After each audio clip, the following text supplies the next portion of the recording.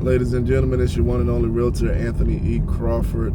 Listen, I know I owe you guys a couple of story times, so we're going to start with the Macon Project.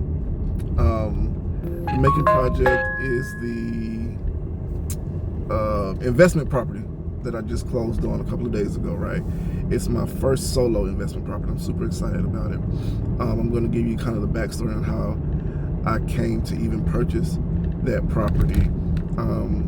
But first, let me introduce you to the people involved. There's Miss J, who attends church with me, and her three nephews, right? And her three nephews are all older than me, so they're like my age and up, okay? And this is important to understand that we're dealing with three grown men when I start telling you this story. So a few years ago, Miss J caught me in church, found out that I was a real estate agent, and started telling me about this house in Macon, which if you're not familiar with Macon, it's about an hour south of Atlanta. It's a small city, an hour south of Atlanta. Her sister and her brother-in-law passed prior to COVID, like right before COVID. Her sister passed in 2019, I believe, and she became the administrator of the estate, right? But she didn't know what to do. She didn't know what to do. She didn't know what her next step was. And she had just been holding on to this property for a few years, allowing the youngest nephew, the youngest son of the homeowners, to basically squat in the house. He was just living there, not paying rent, barely paying bills, he and his kids. So every time I would see her in church, she would, start telling me about the property, telling me about the latest drama between the family, all this kind of stuff, right? And I kept telling her, you need to sell it. When you gonna let me sell it? Just sell it, get rid of it, right? So, but for whatever reason, she was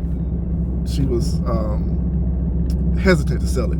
So, fast forward to the end of 2025, she comes to me again, starts telling me, I said, listen, Miss J, we're gonna sell this house in 2026. I just put it out there. So she finally said, you know what, you're right.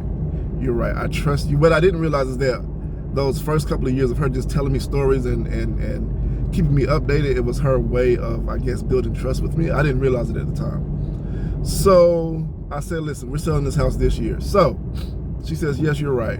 She gives me the address. I run the comps, but of course, if you're a good agent, if you know what you're doing, you have to go and put your eyes on the property. So I go down to Macon, I put my eyes on the property, and this is what I found. So of course, I'm like, this house is in terrible condition. I mean, when I say he was squatting in the house, he was squatting in the house. At one point, there was no electricity, no running water. And if you've ever been in a house with no running water and they still use the facilities as if the water is running, there's a stench that's unimaginable. So anyway, all of that, the house was trash and it smelled like raw sewage. So I said, listen, I can't list this house in its current condition. The only buyer is an investor at this point, because they're gonna have to come in and rehab it. And an investor's gonna lowball you, right? So I might as well buy it. Mind you, I was just coming off of the Tucker project, right? So I was like, listen, I'll buy it. And I gave her a price and I explained my price. I was very transparent about why, the price was what it was. And I told her that if it was anyone else, they would probably offer you lower. I'm giving you a fair, attempting to offer you a fair price for the condition of the home and of course for the location of the home. So we decided that I was going to buy it, and we wrote up the contract, and that's part